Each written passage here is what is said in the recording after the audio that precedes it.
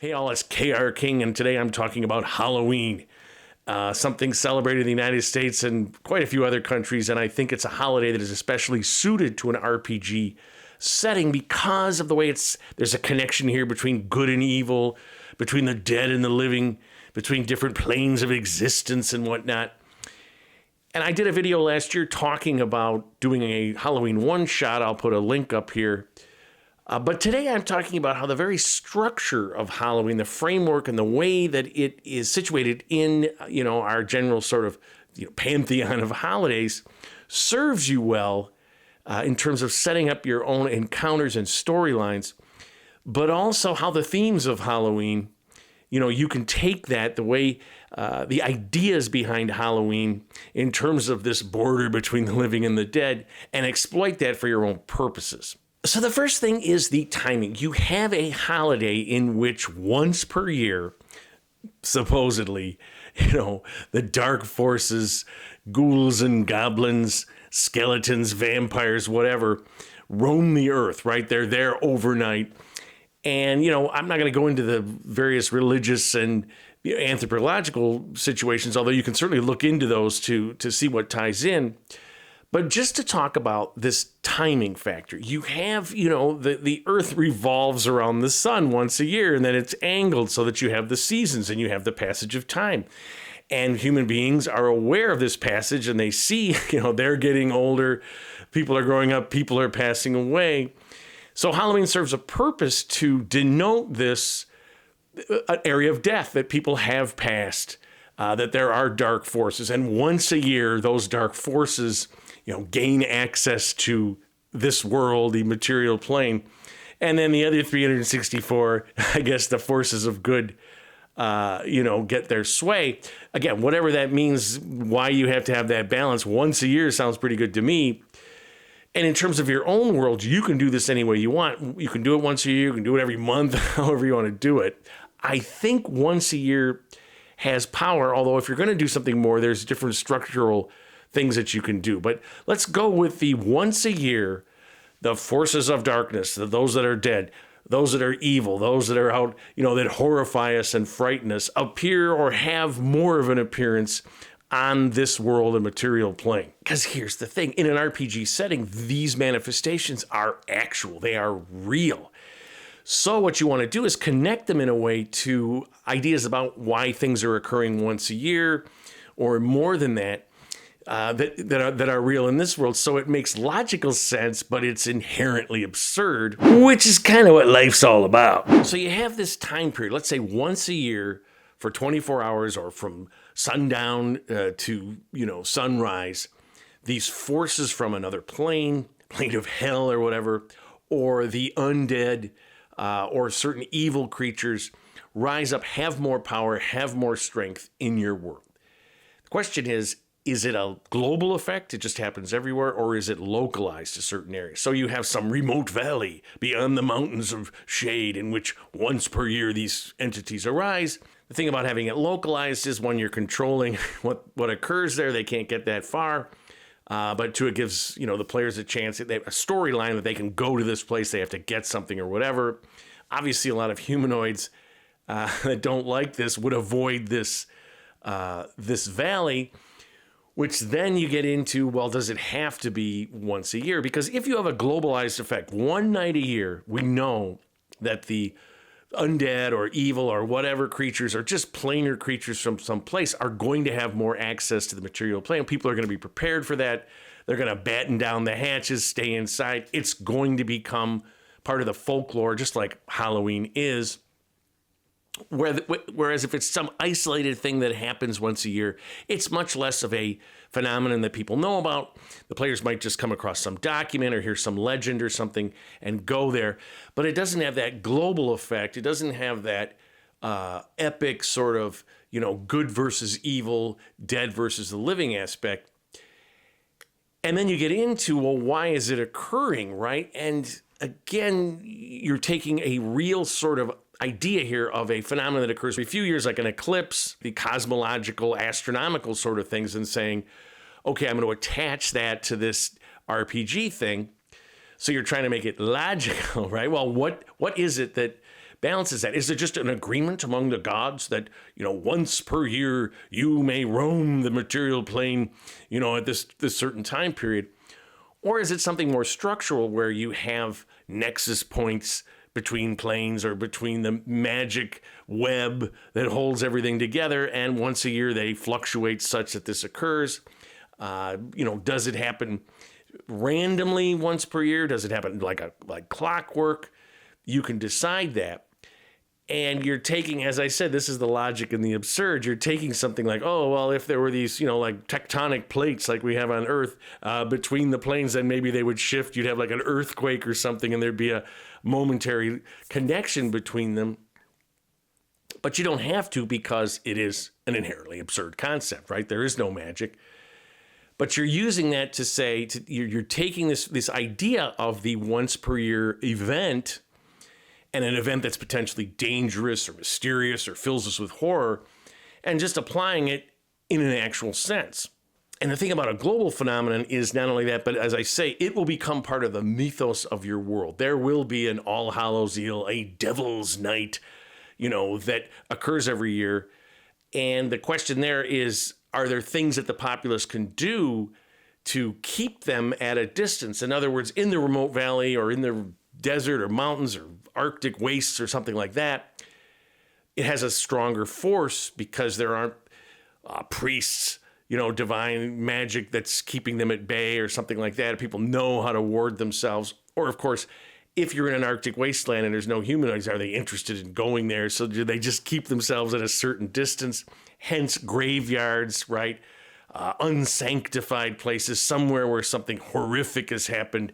They're a hanging tree area that everyone avoids. And because of that angst and death that have occurred there, when this once a year event occurs, the forces of the undead, the forces of evil can gather there more easily.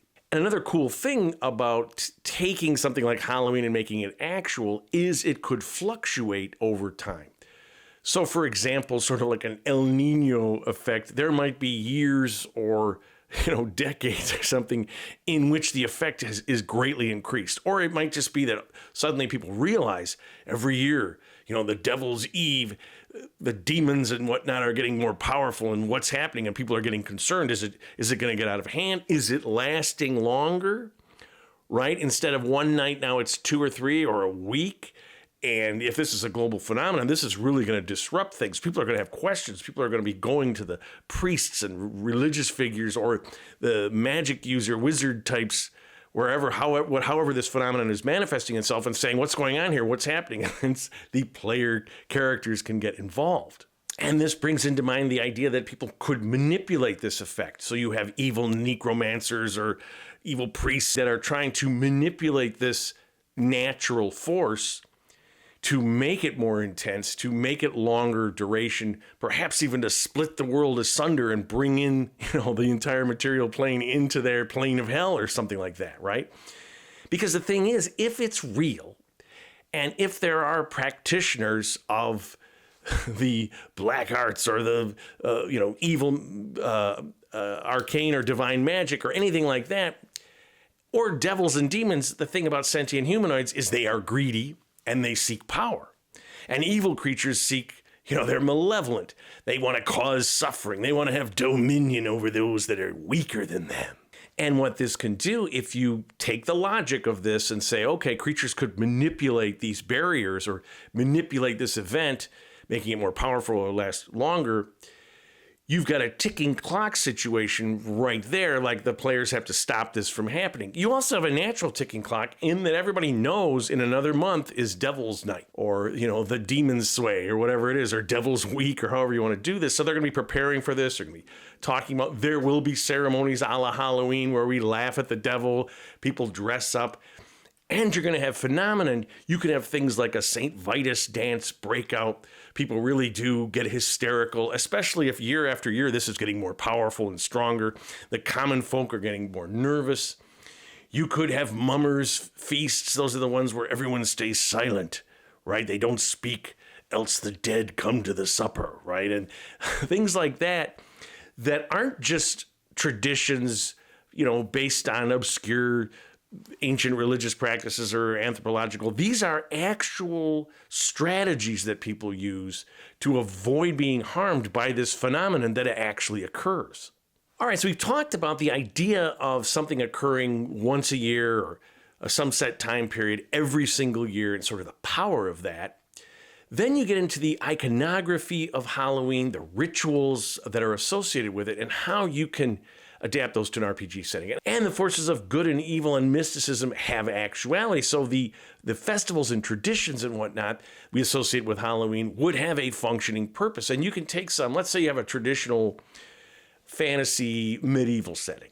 You can take some traditions that are there, setting of bonfires they used to use to scare off malevolent creatures. Well, these bonfires could actually be used to attract, like a landing lights or something, to attract these demonic forces. And they could be magical bonfires. They could be different colors. You could associate the colors with Halloween colors, but they could just be, deep crimson or a black flame that you can only see barely. Again, an unnatural flame or bonfire source. Maybe it doesn't even give off heat, but it's clearly there to attract things like the bonfires were set to scare them off. And supposedly on Halloween, you had gatherings of witches into a witches' Sabbath where they would dance around wildly ecstatically to welcome the devil or demons that would appear on this, unholy night, right? Well, that could be real. In other words, these evil witches or priests or whatever, these cultists or whatever, gather together to put their power together such that their area becomes more attractive or more of a focus point for when these creatures have access to this plane. And the thing about this is you could have witch hunters who know that this occurs. They know that on the Devil's Night, these groups gather to bring forth devils and demons, and they go out to hunt them because they're ordinary citizens or whatever, cultists that hide themselves ordinarily. But here their masters have commanded them, you must do this Sabbath, you must go to this place and put the pentagram on the ground and do these rites to call me forward. And so this is your opportunity to catch them. The other thing this does is if you have this portal open to devils and demons and whatnot, a lot of these creatures that are in the, your bestiary or monster manual or whatever in your book that you're like, it's on the ninth circle of hell or it's here, then why would it be on the material plane? Well, now it has a chance. It comes for one night to wreak havoc, to gather victims to take back to hell, sacrifices, this kind of thing, so that you can use these. Because it's fun to look at them and wonder, what if this thing just suddenly appeared? Well, here you have this yearly event and brought forth by these cultists or evil people in which it is on the material plane and the players have to go and, stop it from doing its evil deeds. Another tradition associated with medieval Halloween festivals was fortune tellers and psychics would come forth because this was the night where the veil between the living and the dead was at its thinnest. This is the night where psychics could do divination to find out future events, all this kind of thing. There would be traveling troops that would come through, again, at great risk of being accused of witchcraft. But in a setting where this is a real thing, you could have this occurring. And if the players needed some information about something, Devil's Eve, in which this divination, in which these psychic powers are especially strong, there might be a reason to do this, but then there's a risk that in their zeal to get this information or to stop something from happening, it causes even more trouble. Because in each case, the reality of a yearly thing in which the line between the realms is especially thin, and you have, because it's actual people trying to manipulate it, all sorts of bad things can happen. And then finally we have the iconography of Halloween. Think about all the RPG fantasy monsters that are associated with it. Skeletons, zombies, ghouls, vampires, witches, i.e. hags, all sorts of classic, monsters and sentient creatures. And then you could weld on mind flayers and all sorts of other things that would be these things that people feared that would be coming across the barrier in your RPG setting. This is their night. This is their chance to have an advantage, right?